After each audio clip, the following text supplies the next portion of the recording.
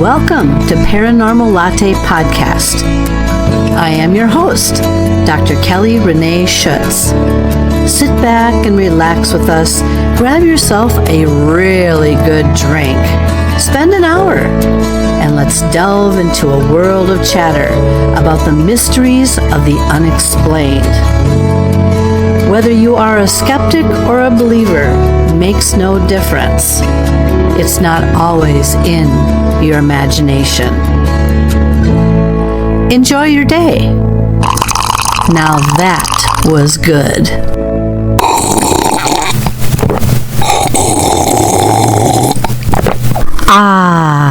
Now that was good.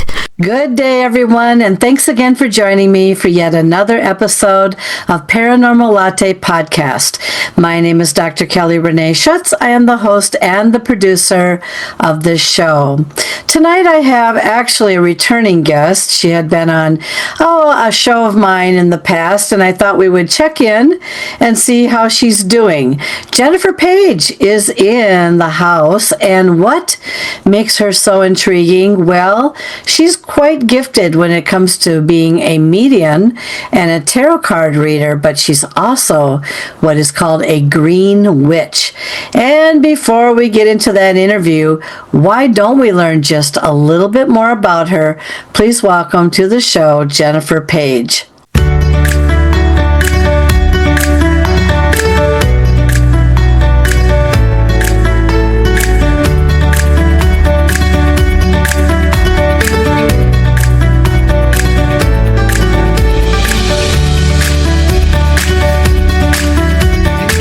My guest this evening is Jennifer Page. Jennifer can be summed up in 4 simple words: psychic, podcaster, green witch, and experiencer. Jennifer Page is a professional spirit medium and spooky podcaster. Having grown up in multiple haunted homes, she has been fascinated by ghosts her entire life. Being a green witch, she loves to connect the spooky with the spiritual and shares both topics on her podcast called I Talk to Ghosts. We had a lot to talk about this evening, so sit back and grab yourself some popcorn, as this one is going to be a spooky one. Please welcome to the show, Jennifer Page.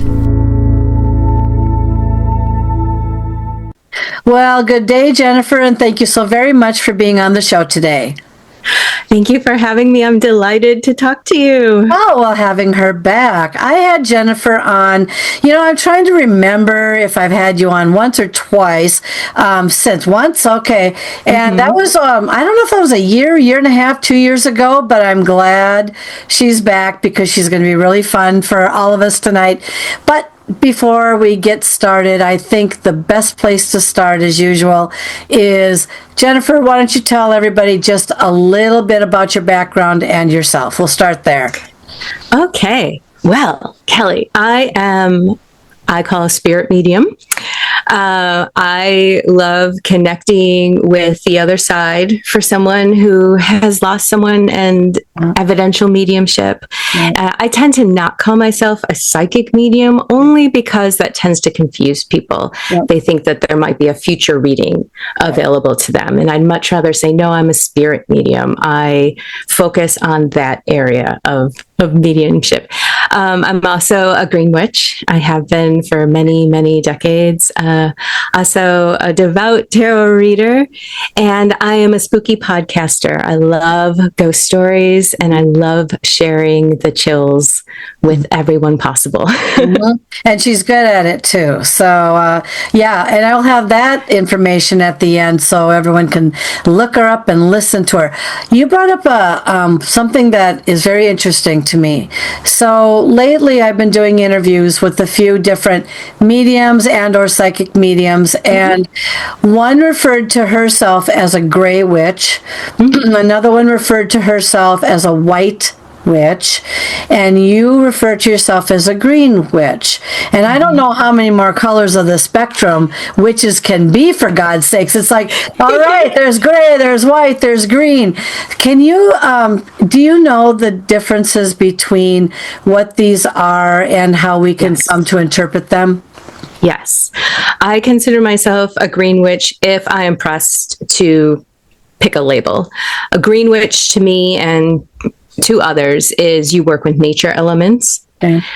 So think green nature, herbs, crystals, elements, earth, air, fire, water, all the natural elements that you can think of. A white witch, normally they use that title to signify that they only want to do light magic, as in white magic, as in good, positivity, high vibes, love.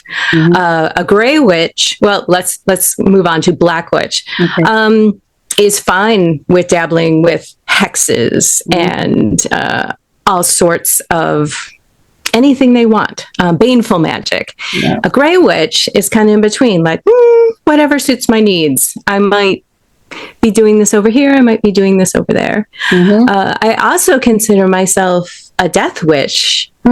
A death witch, because I do work with spirits and I do work with the dead, but I'm more hesitant to put that out there just because it can sound really scary. I don't want to put anyone in any kind of fear mode. So it's like, wait, give me time to explain. But I'm perfectly happy to say spirit medium, green witch. Interesting. And so are you telling me, Jennifer, that if I ever say, so what kind of a witch are you? And they say, I'm a black witch, should I just scream and then just close out the session? Because I don't know. The thing is, it's like when I talk to people, sometimes they think witches are always associated with spells or, but when I mean spells, I mean negative spells, casting negative spells on people, voodoo dolls. I did buy a long time ago, I would say 25, maybe 28 years ago, I did buy a voodoo doll. Yeah, because I hated my boss. And I said, this is who it is. And I started stabbing that thing like you couldn't believe. I know, terrible, right? And I don't even know what I did. I don't know if I threw it in the trash, or I know I don't have it anymore. But I'm telling you, I was so compelled to buy a voodoo doll. I think that's what they're called. But so what is your knowledge and expertise regarding spells and casting types of magic? What's your knowledge and expertise on some of that stuff? Well, just having this conversation, I really would like to put it out there that just because someone calls themselves a black witch, or that they're capable of doing hex magic or baneful magic, doesn't mean that their focus is, what havoc can I call today? Who can I just ruin their day or anything? It's more of the morality compass of, you know what, if you're going to screw with me, I am perfectly fine with serving it back to you. It really isn't about just black magic for black magic's sake. It's about, here is my range of alignment, and this is what I'm comfortable with. But your original question is, what's my area of expertise? If you had to think about something that you did really well, because this will also lead into whether people want to contact you for a reading or something like that, what would you say is your area of expertise regarding readings, so that way people don't get confused? Because there's a lot of readers I've gone to in the past, of course, and some of them have particular gifts. Some of them do better with relationships. Some of them do better with careers. They're just kind of all over the place. And so I want to get people to understand that not every reader might be able to give you the results or whatever you're thinking about, because they might not be attuned enough to a certain type of whatever. What would you say would be yours or some of your fields of expertise? Okay. Okay, I understand. Well, with tarot reading, there's a great example there. I love to do readings that just offer validation, inspiration, affirmation. Like, here, have you thought about it this way? Have you, this is a great area for you. This is something you should be doing. You're on the right track, or, just cheerleading you on. And when I do a reading, I want to add that I don't ask the person for any kind of what's your question or anything like that. It's just, you're coming to me. What is the best thing for me? What do I need to hear right now for my greater good and my higher self? And that's what the cards have to say. And I don't need to know the exact specifics as to what that is. So I have done readings before where it's like, hey, should I pick this job or this job? And it's like, well, let's see what divination has to say about that. And yeah, we can talk about relationships, but I'm certainly not one who considers themselves a love witch, where it's like, ooh, let's get into the nitty gritty or find out what he's really thinking, or what should you be doing with that. That's just kind of not a field of interest for me. And I really do think that where your passion is, that's where your power is. So it's like, don't force yourself into some kind of aspect of something because you think it's popular or will make you lots of money. It's like, no, your heart has to be in it, right? And with my spirit readings, I also kind of take the same approach. I like a blank slate. I don't want to know anything about you, who you want to contact.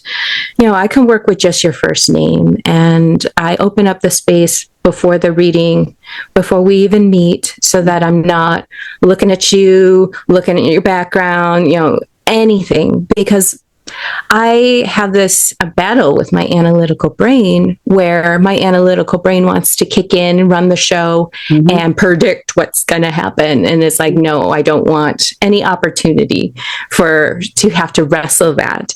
So it's easier for me to open up the spiritual space with nothing to go by. And I'll take notes beforehand, and then I'll conduct the reading. I'll tell them what I have coming in. And gosh, 96% of the time, your loved one's going to be waiting for you before you even get on the call. And that always leaves me in awe. But you have to surrender and trust to that process in order to, I think, be a good medium and to be open to what you're doing. So go ahead. No, I was going to add to that. I've been through too many of them for 40 years now. And I think Jennifer can also attest that, and she's very good at what she does. But, there's always a few of them out there that might not be as honest as what they appear to be. And so do you ever get anybody ever approaching you and wondering about whether or not they're going to get a real good reading off of you, or whether you're one of the, I always call it the 1%, no matter what it is, the 1% of good doctors, good dentists, bad dentists, there's always 1%. How do you handle that and answer to something like that when there's some out there that have kind of ruined it for the good ones, Sure. Well, I think it is fine to have that healthy balance of skepticism in your life. You should never go into anything blindly. Go ahead and question. But be curious. Be curious about what the reading is. I think one of the most difficult energies to work with, because the person you're reading for, your sitter, their energy matters. And if they're sitting there with their arms crossed saying, prove it to me, they're not there for a connection. They're there for their own analytical reasons. And of course, I can understand that. But I also have to have something to work with, to blend with. But just working with me, I really, really strive to provide evidential mediumship, details that is very unique to the person you're trying to connect with, that you can't Google, that, I love having the moment where, wow, that is crazy. That is crazy. How did you know that? Yeah. And I don't know what that's going to look like when it happens. But those are the moments I strive for. And it's just so important to me that someone gets the reading that they need, because it's a healing art. It's so important, and it's so personal and vulnerable and emotional, and you have to be able to respect that. But it also takes a lot of trust on my part, not only to trust the person I'm doing the reading for, that they are here for this, but I have to trust in my ability. I have to trust the spirit world. Most importantly, I really surrender. It's like, it's up to the spirit world as to how this reading goes. I am just open to it, and let's see what happens. So really, those are kind of my ingredients to things. One of the things that I've come to put into different compartments along the way is, so do you see in pictures? Do you see in colors? Do you hear things come to you? Because I know I'm telepathic, and there are times when I hear I'm being directed by something. It's not necessarily female, it's not necessarily male, but it's directing me. Or some people say, "Oh, that's your higher self." Well, it might be my higher self giving me guidance, but sometimes they come up with whatever they're coming up with. I couldn't think on my own. How do you operate, I guess? Pictures, flashes, sense, smell, the whole 10 yards. Oh, well, I love it when I get the visuals. To me, it's just the neatest thing. They're not always 100% accurate, but like, they're meaningful. And like, sometimes I'll see someone's kitchen, or I'll see how they dress, or I'll see someone smile, or how they laugh, or the car they had, or the view they loved, or, I love that. I did a reading for someone at the Oregon Ghost Conference last year, and I'm like, okay, what you got for me? And Spirit showed me a button, like a coat button. And so I gave it. I'm like, this is what I'm seeing. And I drew the button with the 4 holes. I'm like, I'm seeing a button. And we were connecting with his grandma. And he's like, oh my gosh, we used to play the game Button, Button, Who's Got the Button? Interesting. And it just had me floored. I'm like with everyone else, kind of like turning to the camera, like, did you see that? Yeah, I know. So I do love the visuals. Sometimes I'll hear someone's laugh. Yeah. Or I'll hear them coughing, or I'll hear the gruffness in their voice. But sometimes if I'll get like a sentence or something like that, it can be in my own voice in my head. Yeah. But I'll accept it anyway, and I'll give it anyway. A lot of my operation is through the emotion that's coming in. I feel it like it's mine, and including like, this is their personality. This is how I feel in this moment. I'm feeling their personality. Or if they want to convey a sentiment, it's through emotion. And then I have to put words to it. And I'm not, sometimes I translate wrong. So a lot of times I'll just try to say, this is what I'm feeling. This is what is coming in. And it all kind of blends together. Sometimes when I do a reading, they're like, they know who I am. I'm here for the advice. And it's advice. Other times there's just a lot of remembrance, where it's like, remember this scenario. Remember when we did this. This was so important to me in life, and that sort of thing. And so, again, I just really try to, when I sit down for a reading, not be like, okay, what's it going to be like? What can I expect? It needs to look like this. Yeah. Because that's shutting me down. That's blocking me.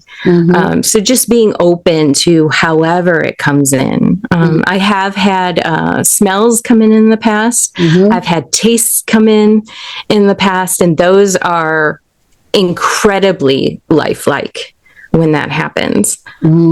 So I find that to be really, really intriguing too. But at the same time, I can't request that from the spirit world. Like, give me a smell today. Yeah, let me take this. Oh my God! Out of all the smells, that's what you had. But I have had smells come in, and I knew. And sometimes, well, because you're dealing with clients, it's probably different. But like for myself, my dad, we lived on a hobby farm, and there was a particular smell that he always had dragging into the house. And it's like when he had passed away, I was engulfed with it, 600 miles away. I knew exactly that it was him. But the thing is some people can relate to certain smells that actually do also come to them. Now, you get these types of things. Do you ever get like a yuck feeling in your stomach, or like something you just you can taste it or whatever, and it kind of makes you a little bit nauseous while you're trying to do this reading? Any experiences like that? I've felt other people's ailments before. That can come through. If there is someone, a spirit who is coming through that maybe the sitter didn't necessarily want to speak to that person, and they're coming through, spirit has to come through with the personality they had in life, because otherwise how are you going to recognize them? But a lot of times they will come in with, and I try to be the best host possible. You're in good hands with me. If someone comes in with this animosity or negativity or abusive energy, I will very softly describe, like, oh, this person's kind of bitter, stubborn, short-fused, short-tempered, and every single reading I've had with, say, a negative type person, they're coming in with acknowledgement and not saying, hey, I don't,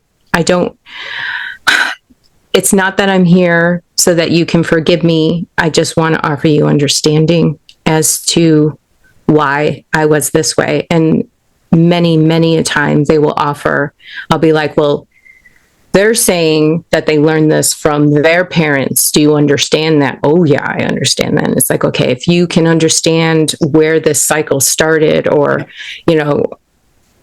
the hardships that they had, that they were stuck in life, that they couldn't let go of. Like, let's say I was discriminated against in life, and it was really tough for me to trust people. And then I had to move all over here. And then I just couldn't let all that go so that I could be a caring, loving person to you, Right. Can you understand that? So, yes, sometimes it feels icky. And ailments can, they're not full blown sensations, but they're not fun sensations. Like a lot of times I'll feel a finger prick if someone was diabetic in life, or, I'll feel pain in my chest or in my head, or, anywhere. Can't feel my feet, that sort of thing. Certainly that, what you could describe as negative emotion and negative physical feelings have come through as well. Interesting. Let's go back, because you're new to many of the listeners and watchers on this show. Let's go back to the earliest you can remember, when you began to either come into your awakening or was wondering what's going on with me or something like that. And if this is a generational thing, we'll get to that after that. But let's go back. So how old were you when you started to recognize that something about you just seemed a little bit, something was going on? I felt, thinking about it, I've always thought that this is how life was. Yeah. I grew up looking for magic. I grew up looking for the secret path. I grew up looking for fairies. all these things always had this pull with me. I've always loved ghost stories and the paranormal, and I couldn't understand how anyone would poo-poo it, let alone not be interested in it. So I don't know. I feel like it's always been there, so it's kind of hard to quantify it. But like I said, I've always been interested in the paranormal. I've lived in so many haunted houses where I feel like I was the ghost magnet. But I wasn't practicing or exploring mediumship at that time. But I feel like those who have that, first off, I think everyone has this ability, but those who are either destined for it or just have that guaranteed channel for it, it's life is going to nudge you that way. And also you're going to look at things differently. And be like, of course the ghosts were active around me. They were trying to get my attention. Right. So it's kind of just been this ongoing life progression. And there's been stepping stones along the way. When I mentioned the green witchcraft, that has always been with me. I've been reading tarot cards since I had the agency and the knowledge that they existed. And then from there, I think I've mentioned in the past that I was in a minor car accident, but I was left with neck and back pain. And I was so desperate that I started studying and just experimenting with energy work for myself. And it was very beneficial. It really worked. And so then I picked up Reiki from there and started practicing on others. And during Reiki sessions, that's when spirit started coming in. And there was solid confirmation of that. So from Reiki, I was like, what is this? What is this? My jaw dropping. And I'm like, how can I ignore this? I have to read up on mediumship. I have to go to workshops. I have to practice this. And that's where I've been ever since. Wow.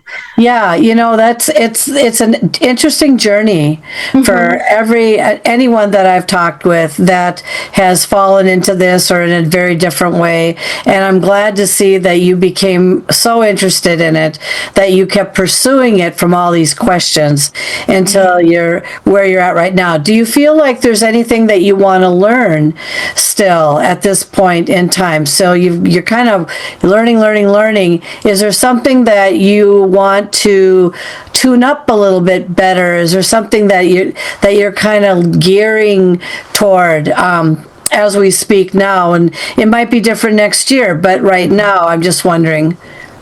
Yeah, with mediumship, I always think there is more to learn, or at least more to open up to. Yeah. And like, okay, just keep expanding. But what I would really love to explore would be physical mediumship, where things appear or are manipulated in the physical world.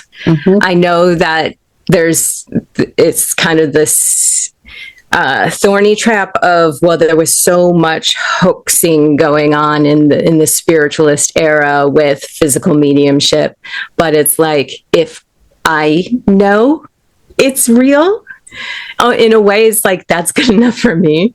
But it's like, to be able to offer something material in a material world for people, like as it is with my readings, I really do want people just scratching their heads and saying, how did she know that? Yeah. She couldn't have possibly, because I want to give them that proof. But no matter what you do, no matter what your vehicle is, I think the human nature is just always in the back of your head. How did she pull that off? Is that real? Because we're just not used to it. So I think it's forgivable and understandable. But to me, again, I'm just kind of fascinated with the idea of physical mediumship and having something physically manifest or move or even temperature change. You know, I have experienced temperature change myself. And lately, I have this light in my living room that has one of those rechargeable bulbs. The bulb is dead. But ever since this one reading, every once in a while it turns on. So, but the person I was reading for, Grandma did that to his light too. And so every time that light turns on now, I'm like, hi, Grandma. Oh, that's interesting. So it's just little things like that. There's always something to be intrigued by. There's always something. Well, and I think about the physicalness on that. What would be that light bulb thing, considering it's a kind of a dead bulb, or is it rechargeable? It's rechargeable, but the battery's dead because I haven't. It's in a lamp that doesn't have a cord, and that's why it's in there. And also when the light goes on, Yeah, it came on this morning. And it's been happening for a couple of weeks now, just randomly. But the first time it happened was I was doing a reading for that person's brother. So it was the same grandmother. And I'm like, oh my gosh, the light just came on. I haven't published that reading yet, but I was getting the word sassafras, and he's like, she used to say that all the time. In fact, I think it was the first word I ever said because of her. And I don't know why she said it. It was like this expression. I'm like, yeah, she says sassafras. And then my light came on, and it's been doing it ever since. Like, hello. Well, you bring up a good point here, though. There's a good point. So a lot of people want to sit down, like instant messaging. I want to talk to my dad, or I want to talk to my mom, or whatever. I don't know. What would you say to these people that sometimes you just can't pull them down on a moment's notice? Or have you had different type of success with that, where you're able to access something or be able to alert them in a way to talk and to all that? Because, some people just, they won't talk. Close the curtain, I'm not coming out. What's your experience been like with that? Well, one side of that is when someone finds out that I'm a medium, they're like, oh yeah, give me a reading. It's like, no. Whoa, let me be. I'm living my human life right now. Let me live my human life. Plus, I like to do some prep. I like to lower the blood pressure. I want to, and that's another reason why I do my notes beforehand. No one's looking at me. I have all the time in the world. Yep. Just, come in, come close. I like that space. I don't think it's completely necessary. I do encounter a loved one who will come through every once in a while, be like, hey, were they quiet in life? Were they a private person? Were they not one to want to talk their business? And they'll be like, yeah. I'm like, okay, so that's what's going on. They're just being a little shy. They're being a little quiet. And hopefully now that we're acknowledging that, yes, this is the person, they're presenting themselves the right way, maybe now they'll come through. But I've had readings where I'm like, I know something's there, and I'm pushing, I'm kind of pushing my sitter as far as I know there's something there. Is it this? Is it this? Is it this? And they're like, and I'm asking spirit, and I'm like, why won't? And then after the reading's over, especially if we're recording, they're like, I can't talk about that. And I think spirit knew I couldn't talk about it, and everyone's honoring that. So there's plenty of reasons why. I have not really encountered someone not coming through or being there. If that is the case, I will own that. That is me. I'm not perfect, and I never want someone to think that a loved one isn't there for them. Gosh, no. I'm a human being with my flaws, and let it be my fault. If it's going to be anyone's fault out there, let it be my fault. That brings me to a question about our ancestors, because I I just recently started thinking about this question every time I talk with some that are mediums and stuff like that. And it's like, well, how far back can a person really go? So for an example, I'm thinking about my great-grandfather right now, and I'm like thinking about, like, I know his history to some degree, but I don't know, his entire life history because it's not written down anywhere. It's not noticed or anything, or people might not be interested, or people never really, left any kind of indication of anything. How far back can you even go in the ancestry line of a family to still get some kind of reading? Because keep in mind, Jennifer, that like, for example, in my family, they came over on the boat back in 18, whatever it was, 57, 67. And there was, a husband and a wife and two small kids. Well, one of the small kids was my great-grandfather, right? But the thing is, they never knew me. I never had any association with them. My association, though, is that I go to the cemetery and I pay visits and I talk to them, and as if we always knew each other. So my question to you is, in the line of, I don't know if you ever had anyone ask about their ancestors before, but in the line of ancestors, what do you go through with that, with that sort of thing? I think the biggest challenge is, how do you confirm that the information is correct? Like, say, with your great-grandfather, I'm getting the impression that he was just kind of delightful. He was a little bit whimsical, very thoughtful, had a really great heart. But how can we confirm that? Right?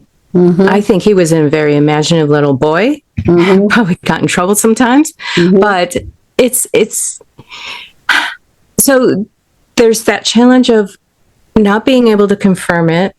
And also I check in with the person I'm reading for, so I know I'm pulling on the right thread, So there's that as well. I think if there is a want to do it, the connection can be there, but can it be proven? That's the hang up.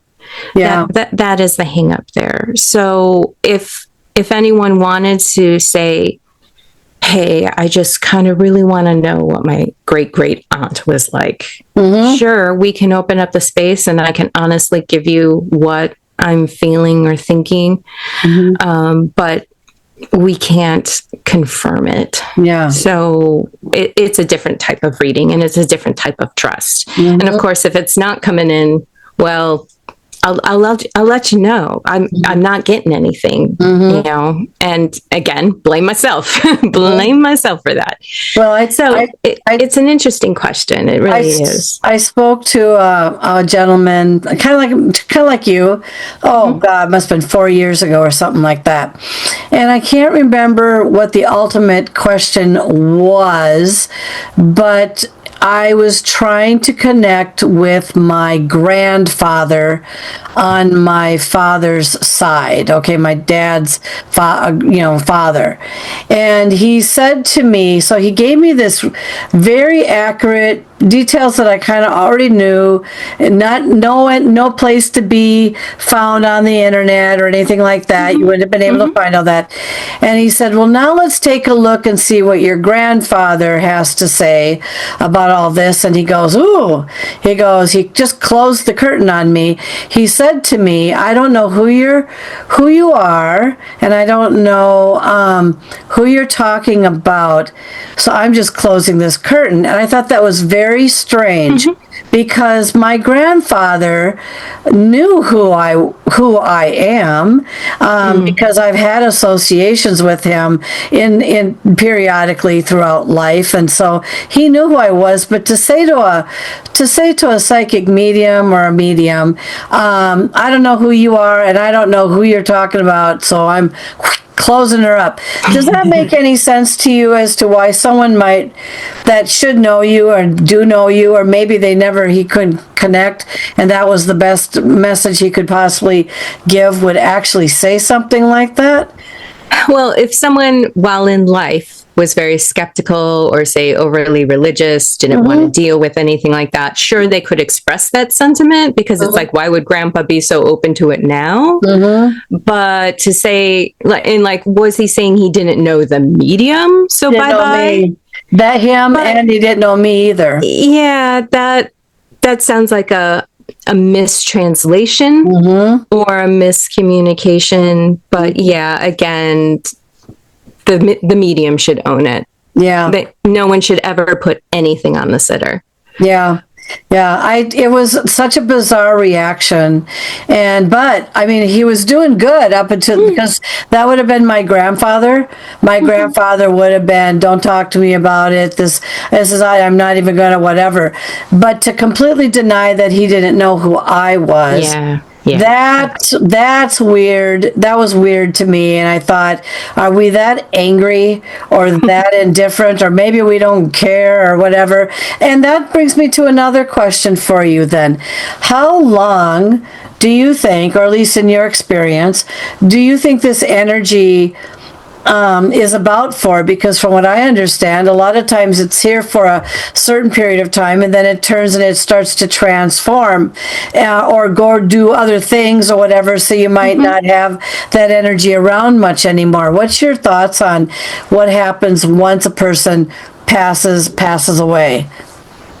I believe that we really we're time locked right now, and we have this keyhole of knowledge, or viewpoint that we have, and it just expands when we leave these restrictions. But I think we can retain it for forever. I think that's part of it, that we come here to learn and experience, and then when we take that back with us to share with the collective, but we're still ourselves, and it's not like it's ever erased. That I don't pretend to know everything or anything, but I really don't, to put time limits on stuff, that's keeping it here in this timeline. And I think we should be broader than that. I think we just can't comprehend it. And all we have is the reference point that we have right now, looking out through our own eyes. And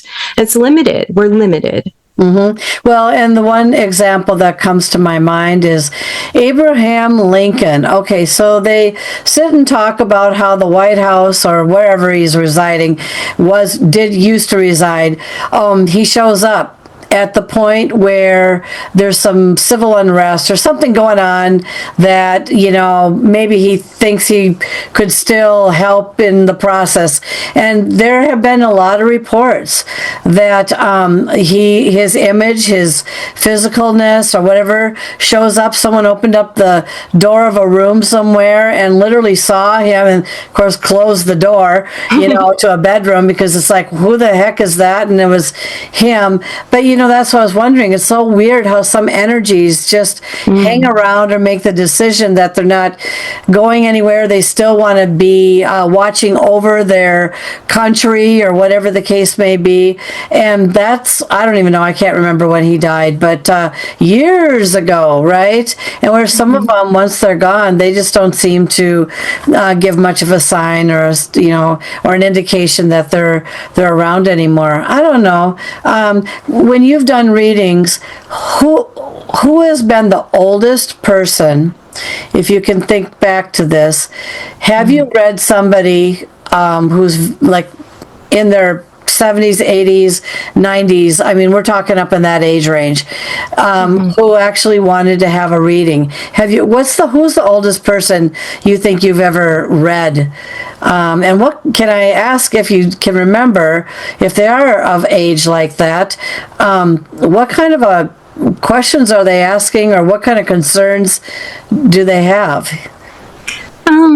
I've had some older clients who but normally they're just wanting to connect with their parents who had passed a while ago, or a husband, or a recent loved one who has come through. It would be an interesting experiment to see, like, okay, how old are you and how far can we go back? Yeah. But normally with readings, there's this emotional attachment and there's this emotional connection that is wanted. So in general, they know that person and they want to connect with them again. I think the oldest person I've connected for was actually for someone, middle-aged, and we connected with a great grandparent. Maybe great-great-grandmother. And some things were coming through, but again, because it couldn't be confirmed, it was really hard for me to have confidence to keep going. So it hasn't really expanded farther than that for me. It is a really interesting question, though, and I don't think it necessarily fades. And when we're talking about like Abraham Lincoln and stuff, I think that we can kind of leave fragmented impressions that linger, and especially if it's still in the human psyche that's kind of fueling it a little bit, and then you have someone who is just kind of has a natural ability to pick up on it, and their senses are interpreting, wow, I'm seeing him right there, because that's being projected. But it doesn't necessarily mean his entire soul is lingering in that bedroom for hundreds of years. That's what I'm saying. Well, the way they made it sound, this guy shows up, randomly, and he's always dressed in the same old top hat, whatever. It's interesting, and they make these reports, and it's not just there. I suppose you could use Gettysburg as another example because of these souls that are passing through or whatever. I do know that my husband and I just had a recent experience that came out of nowhere when we were in Brussels, and we were visiting his uncle that had fought in the World War II war against the Nazis over in that area, and we were visiting his grave for a second time. But this time I said to him, and I didn't know if he was there because they all have same old cross markers and everything, and I had said to him this time, I said, I don't know if we're ever going to be coming back again, because that was our second time, and because getting over here can be kind of difficult as we age and everything, and I just want to wish you well, and I wish we could bring you back with us and all that.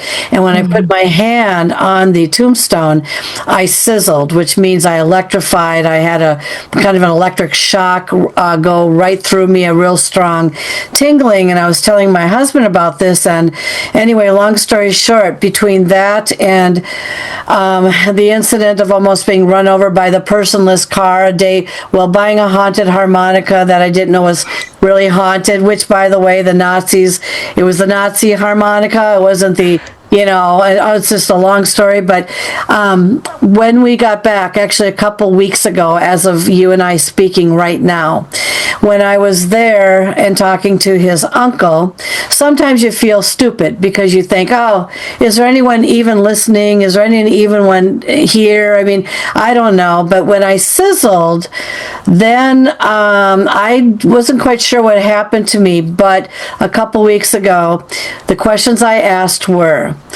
I wish I knew how you died. I wish I knew if you're buried right here. I wish I knew this. I wish I knew that. And an anonymous person from Kansas City, I think it was Kansas City, Kansas, or Missouri, I can't remember which one, nobody knew I asked these questions, contacted my husband out of the blue on his email at his work, and had said, my grandfather was a best friend to your uncle, and they actually fought in the World War II against the Nazis, and your uncle died and passed away. And he said, by the way, I'd like to know if you had any information that you could share about possibly my grandfather and his relationship. But on the other hand, he said, too, I want to share these folders with you. And these are documents that were confidential at the time. I don't even know how he got his hand on them, because to this day, no one would be able to get their hands on them. And it shared how he died, where he died, that they exhumed him twice, that he was at his marker, and every living thing you can imagine, what he died wearing, what he looked like when he was exhumed and then reburied again.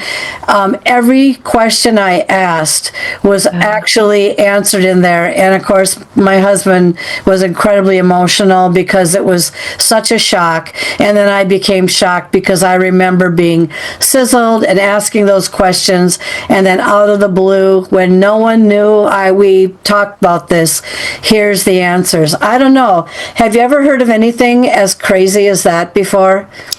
That's wonderful and mysterious. Yeah, it's mysterious, isn't it? Mm-hmm. I think we should all, if there is the want, do these things where we're just asking. It's like, go ahead and ask for a sign. Go ahead and ask for a dream visitation. Go ahead and talk to those who have passed on, because you never know what's going to happen. It's not shocking to me that something went into play and people got nudged and people were inspired and then someone acted on it. It can happen. Does it happen all the time? Maybe not, because the human element is involved. What if that guy was like, you know what? Next week I'll send the stuff. Because that's a possibility. But I also think that it's an amazing thing to reach out and try. And I've certainly, heard stories in which people have made the request and the spirit world delivers. And it's great. Yeah, and it was so unbelievable that even to this day, we've only told a few people about this, and of course now you're hearing about this. But if I don't even know if it was a manifestation, but I'm telling you, wherever the pipeline was and whatever happened from point A to point B, it's been still a shock to both of us that something like this actually happened. So on that note, we'll have to have you back again probably next year at some point, later next year, because you're going to be airing early. Right now, you're going to be airing earlier than most months that are coming up. And I want you to tell everybody, if they want to reach out to you, how they would do so, and then what kinds of things can you do for them. Okay, yeah. I am currently host of a podcast called I Talk to Ghosts, where I share spooky ghost stories and medium readings. You can visit italktoghosts.com to either sign up for my waiting list or to book appointments if I have my calendar open. I offer medium readings, I offer tarot readings, and energy work as well. But I also have a sign up form on my website where you can be a guest and have a free guest reading on the show, because I don't want the money barrier to be a hindrance to anyone. And you can find I Talk to Ghosts on all the podcast players and music apps like Spotify, Apple Podcasts, YouTube. And I like to share my readings directly on the show so that people can see how I work, kind of get to know me, what I offer, what a reading could be like, and then decide if it's for them. No pressure. So yeah, that's I Talk to Ghosts. And it's right now I have episodes twice a week. Oh, my goodness. Busy. Twice a week. Good Lord. I know how it feels for me. I can't imagine what it feels like for you. So, and that, and plus all the readings that you probably get and people coming in. So, yeah, I will have all of this in the show notes. And again, reach out, listen, have fun. On that note, Jennifer, thank you so very much for being on the show today. Oh, thanks for having me again. Such a delightful conversation, and it's so thought-provoking. And I hope that others listen and they're intrigued as well. And maybe we all learned a few things today, like what to try, how to be open. And I just encourage everyone to believe that that connection is real. It's always there. We're just busy living our human life, and it's loud. And spirit connection is very subtle. Your loved ones are always with you. I agree. Thank you so much, Jennifer. Thank you. Thank you.